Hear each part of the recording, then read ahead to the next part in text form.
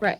But there is a lot of marketing towards women that they should use douching or other things to clean themselves. And it's damaging, right? It's actually, one, it can affect the vaginal microbiome. So their pH is changing, and that can affect, their risk for UTIs or bacterial vaginosis. And so they're buying these, spending their money on these things because they're being told that they're not clean. And they come to the doctor saying, oh, I think I have a STD, but it's like normal physiologic discharge.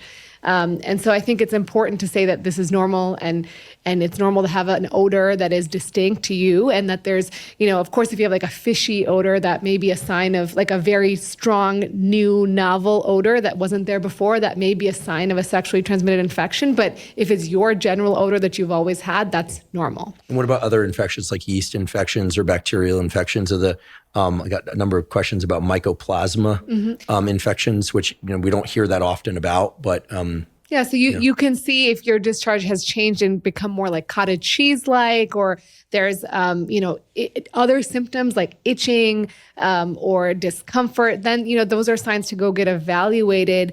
Mycoplasma is another infection that we see in the vagina, but we also actually sometimes see in the urine. And while it's not something we routinely test for, when we have people who have symptoms of urinary tract infection and they're not improving, sometimes we will check for mycoplasma that could be causing symptoms in the urethra itself.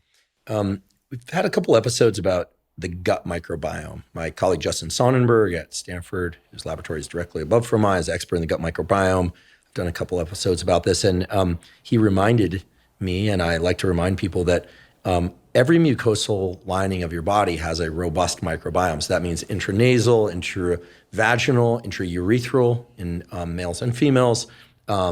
There's an anal microbiome. There's a microbiome on your skin, on your eyes. And you mentioned douching and other ways of, I don't want to say quote unquote cleaning it, because that language falls in line with the idea that it's a good thing. You're telling me it's a bad thing in many cases, because it's wiping out the microbiome. What are some of the things that females can do in order to promote the health of their vaginal microbiome?